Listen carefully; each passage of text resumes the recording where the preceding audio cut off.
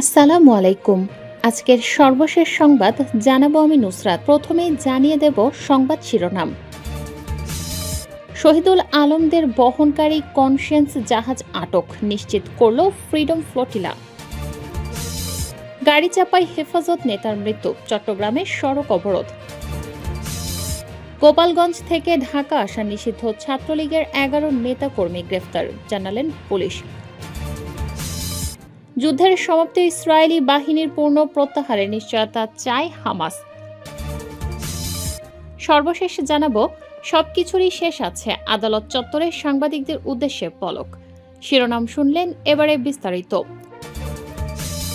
শহীদুল আলমদের বহনকারী কনসিয়েন্স জাহাজ আটক, নিশ্চিত করল ফ্রিডম ফ্লোটিলা। ফ্রিডম ফ্লোটিলা কোয়ালিশনের গাজা অভিমুখী নৌবহরের কনসিয়েন্স নামের জাহাজকে ইসরায়েলি বাহিনী আটক করেছে।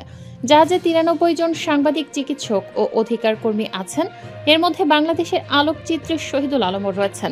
বুধবার 8 অক্টোবর ফ্লোটিলা কর্তৃপক্ষ এ তথ্য নিশ্চিত করেছে। এর আগে আরও 3টি ছোট নৌযানকে ইসরায়েলি বাহিনী আটক করেছিল।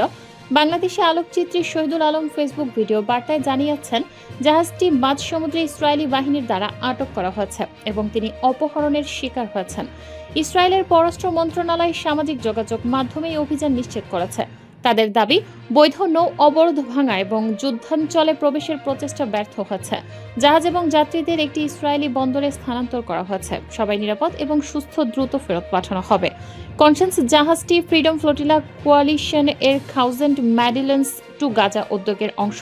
আন্তর্জাতিক সাংবাদিক, চিকিৎসক ও মানবাধিকার কর্মীদের বহনকারী এই জাহাজ গাজার অবরোধ ভাঙার পাশাপাশি সংবাদ মাধ্যমের স্বাধীনতা নিশ্চিত করতে পাঠানো হয়েছিল। শহীদুল আলমের ভিডিও বার্তায় বলা হচ্ছে, জাহাজটি রেড জোনে পৌঁছানোর প্রস্তুতি নিচ্ছিল। রেড জোনটি ইসরায়েলের সাম্প্রতিক সেনা কার্যক্রমের কারণে বিপজ্জনক হিসেবে বিবেচিত এলাকায় অবস্থিত। গতকালের পোস্টে শহীদুল আলম জানিয়েছিলেন, সেখানে পৌঁছালে ফ্লোটিলা নৌবহরের অন্যান্য নৌযানও অভিযান চালানোর চেষ্টা করবে। ফ্রিডম ফ্লোটিলা কোয়ালিশন বারবার আন্তর্জাতিক সম্প্রদায়ের কাছে আবেদন জানাচ্ছে, গাজা অভিমুখী মানবিক ও সাংবাদিক অভিযান নিরাপদ করতে আন্তর্জাতিক চাপ প্রয়োগ করতে। এই অভিযান চলাকালীন শহীদুল আলম সহ অন্যান্য সদস্যদের নিরাপত্তা আন্তর্জাতিক মনোযোগের কেন্দ্রে রয়েছে। গাড়ি চাপায় হেফাজত নেতার মৃত্যু, চট্টগ্রামে সড়ক অবরোধ। গাড়ি চাপায় হেফাজতে ইসলামের নির্বাহী কমিটির সদস্য মাওলানা সোহেল চৌধুরীর মৃত্যুর ঘটনাকে কেন্দ্র করে চট্টগ্রাম রাঙামাটি খাগড়াছড়ি সড়ক অবরোধ করেছেন দলটির নেতাকর্মীরা। বুধবার 8 অক্টোবর সকালে মহাসড়ক অবরোধ করেন তারা। এ সময় সড়কে আগুন জ্বালিয়ে তাদের বিক্ষোভ করতে দেখা গেছে বলে জানিয়েছেন স্থানীয়রা। এতে বন্ধ হয়ে পড়ে যান চলাচল। এর আগে মঙ্গলবার বিকেলে চট্টগ্রামের রাউজান গহিরা এলাকায় গাড়ি চাপায় সোহেল চৌধুরীর মৃত্যু হয়। হেফাজতে ইসলামের নেতাকর্মীরা দাবি করেছেন, সংগঠনটির নেতা মাওলানা সোহেল চৌধুরীকে গাড়ি চাপা দিয়ে হত্যা করা হয়েছে। এর প্রতিবাদে বুধবার সকাল থেকে অবরোধের সমর্থনে হাটহাজারী এলাকায় পিকেটিং করে হেফাজতের কর্মীরা। অবরোধের কারণে চট্টগ্রাম রাঙামাটি ও খাগড়াছড়ি সড়কে যান চলাচল বন্ধ হয়ে পড়ে। এতে দুর্ভোগে পড়েছেন কয়েক হাজার মানুষ। হঠাৎ করে অবরোধ কর্মসূচি পালন করায় লোকজনকে পায়ে হেঁটে গন্তব্যে যেতে হচ্ছে। হেফাজতের যুগ্ম মহাসচিব মাওলানা নাসির উদ্দিন মুনিরি জানান, মঙ্গলবার বিকেলে রাউজান গহিরা এলাকায় হেফাজত ইসলাম বাংলাদেশের নির্বাহী কমিটির সদস্য মাওলানা সোহেল চৌধুরীকে গাড়ি চাপা দিয়ে হত্যা করা হয়েছে। মাওলানা সোহেল গত সরকারের সময় গুম ছিলেন। কমিশনে মামলা করার অভিযোগে গাড়ি চাপা দিয়ে তাকে হত্যা করা হয়েছে। গোপালগঞ্জ থেকে ঢাকা আসা নিষিদ্ধ ছাত্রলীগের 11 নেতাকর্মী গ্রেফতার। পুলিশ রাজধানীর বিভিন্ন এলাকা থেকে নিষিদ্ধ ঘোষিত সংগঠন ছাত্রলীগ 11 নেতাকর্মীকে গ্রেফতার করেছে ঢাকা মহানগর গোয়েন্দা পুলিশ। বুধবার 8 অক্টোবর ঢাকা মহানগর পুলিশের মিডিয়া বিভাগের উপপুলিশ কমিশনার মোহাম্মদ তালেবুর রহমান এ তথ্য নিশ্চিত করেছেন। তিনি বলেন, ঢাকা মহানগরীর আইন শৃঙ্খলা পরিস্থিতি অবনতি এবং নাশকতামূলক কর্মকাণ্ডের মাধ্যমে জনমনে ভীতি সৃষ্টির উদ্দেশ্যে গোপালগঞ্জের কোটালীপাড়া থেকে আগত ছাত্রলীগের 7 নেতাসহ 11 জন নেতাকর্মী গ্রেফতার করেছে ঢাকা মহানগর গোয়েন্দা পুলিশ। এ ধরনের অভিযানগুলো আমাদের অব্যাহত রয়েছে। যুদ্ধের সমাপ্তি, ইসরায়েলি বাহিনীর পূর্ণ প্রত্যাহারের নিশ্চয়তা চায় হামাস। গাজার যুদ্ধবিরতি নিয়ে মিশরে চলমান পরোক্ষ আলোচনার দ্বিতীয় দিন শেষ হয়েছে। এই আলোচনায় ফিলিস্তিনি স্বাধীনতাকামী সংগঠন হামাস যুক্তরাষ্ট্রের প্রেসিডেন্ট ডোনাল্ড ট্রাম্পের প্রস্তাবিত 20 দফা পরিকল্পনার অংশ হিসেবে ইসরায়েলের কাছ থেকে গাজার বিরুদ্ধে যুদ্ধের অবসান এবং ফিলিস্তিনি ভূখণ্ড থেকে পূর্ণ সেনা প্রত্যাহারের নিশ্চয়তা দাবি করেছে। মঙ্গলবার ৭ অক্টোবর মিশরের শারম আল শেখে এই আলোচনা অনুষ্ঠিত হয়।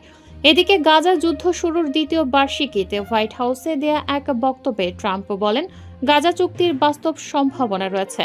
হামাসের শীর্ষ কর্মকর্তা ফাউজি বারহুম জানান, তাদের আলোচকরা যুদ্ধের সমাপ্তি ও দখলদার বাহিনীর সম্পূর্ণ প্রত্যাহার দাবি করেছেন।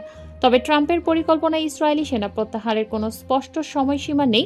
প্রস্তাবে বলা হয়েছে, সেনা প্রত্যাহার কেবল হামাসের হাতে থাকা ৪৮ ইসরায়েলি বন্দীর, যাদের মধ্যে ২০ জন জীবিত বলে ধারণা করা হয়, ফেরতের পরই শুরু হবে। হামাস সহ ফিলিস্তিনি গোষ্ঠীগুলোর একটি জোট এক বিবৃতিতে সব ধরনের প্রতিরোধ অব্যাহত রাখার অঙ্গীকার করে বলেছে, কেউ ফিলিস্তিনি জনগণের অস্ত্র ত্যাগের অধিকার রাখে না, যা ট্রাম্প পরিকল্পনায় অন্তর্ভুক্ত হামাসের নিরস্ত্রীকরণের দাবির জবাব হিসেবে দেখা হচ্ছে।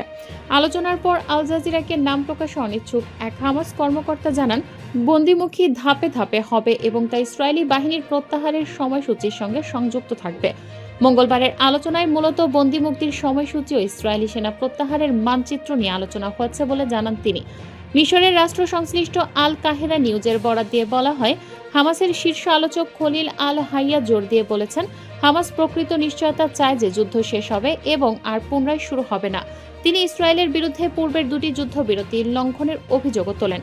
ইসরায়েলের প্রধানমন্ত্রী বেনিয়ামিন নেতানিয়াহু ২০২৩ সালের ৭ অক্টোবরের হামলার বর্ষপূর্তিতে দেয়া এক বিবৃতিতে চলমান সংঘাতকে ইসরায়েলের অস্তিত্ব ও ভবিষ্যতের লড়াই বলে অভিহিত করেন।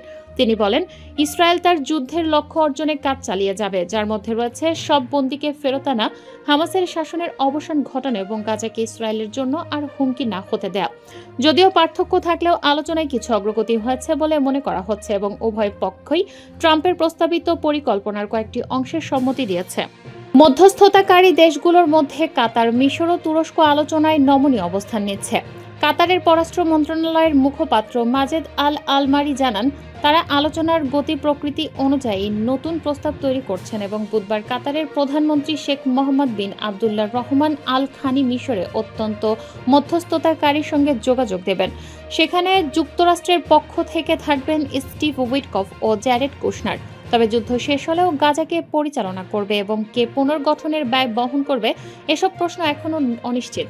যুক্তরাষ্ট্র ভিত্তিক সংঘাত পর্যবেক্ষক সংস্থা ACLED জানায়, গত ২ বছরে গাজায় ১১,০০০-এরও বেশি বিমান ও ড্রোন হামলা এবং অন্তত ৬,২৫০টি গোলাবর্ষণ হয়েছে। তাদের তথ্যানুযায়ী বৈশ্বিক সংঘাতে নিহতদের মধ্যে ১৪%ই গাজার স্বাস্থ্য মন্ত্রণালয় জানিয়েছে, যুদ্ধে এ পর্যন্ত ১,৭০১ জন চিকিৎসা কর্মী নিহত হয়েছেন।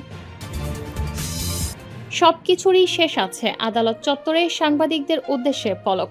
জুলাই আন্দোলনকে কেন্দ্র করে বনানী থানায় হত্যা মামলায় সাবেক আইসিটি প্রতিমন্ত্রী জুনায়েদ আহমেদ পলক, সাবেক মন্ত্রী গোলাম দস্তগীর গাজী, সাবেক মেয়র আতিকুল ইসলাম ও ওয়ার্কার্স পার্টির সভাপতি রাশেদ খান মেননকে গ্রেফতার দেখানো হচ্ছে। বুধবার ৮ অক্টোবর ঢাকার মেট্রোপলিটন ম্যাজিস্ট্রেট সাদিকুর রহমানের আদালত পুলিশ আবেদনের প্রেক্ষিতে আদেশ দেন। সকাল ৯:৩০টার দিকে কারাগার থেকে আসামিদের আদালতে হাজির করে পুলিশ। এ সময় প্রত্যেকের মাথায় হেলমেট, বুকে বুলেট প্রুফ জ্যাকেট পরানো হয় এবং ৫ তলায় এজলাসে ওঠানো হয়। এজলাসে উপস্থিত সাংবাদিকদের উদ্দেশ্য করে পলক বলেন, সবকিছুরই শেষ আছে। একজন সাংবাদিক প্রশ্ন করেন, সামনে তো নির্বাচন, আপনি কি অংশ নেবেন? এই প্রশ্নে পলক শুধু মাথা নেড়ে উত্তর দেন, পরে বলেন সবকিছুরই শেষ আছে। মামলার তদন্ত কর্মকর্তা বনানী থানার উপপরিদর্শক ইয়াসির আরাফাত আদালতে বলেন, নিহত মোহাম্মদ শাহজাহান মহাকালী ফ্লাইওভারের নিচে শান্তিপূর্ণ মিছিল অংশগ্রহণের সময় গুলিবিদ্ধ হয়ে মারা যান। রাষ্ট্রপক্ষের আইনজীবী মোহাম্মদ শামসুদ্দোহা সুমন জানান, ওই ঘটনায় ১২০ জন জুলাই আন্দোলনকারী নিহত হয়েছেন এবং এটি আসামিদের নির্দেশে সংঘটিত হয়েছে। শুনানি শেষে আদালত তাদের গ্রেফতার দেখানোর আবেদন মঞ্জুর করে। এরপর আবারও আসামিদের হাজতখানায় নেওয়া হয়। পলক তার পরিবারের কাছে নিজের অবস্থার খবর দিতে বলেন এবং তিনি শারীরিক ও মানসিকভাবে ভালো আছেন। আইনজীবী জানান, পলক এখন উজ্জীবিত মানসিকভাবে প্রস্তুত। জেলখানার সীমাবদ্ধতা সত্ত্বেও নিজের অবস্থার সঙ্গে মানিয়ে নিচ্ছেন।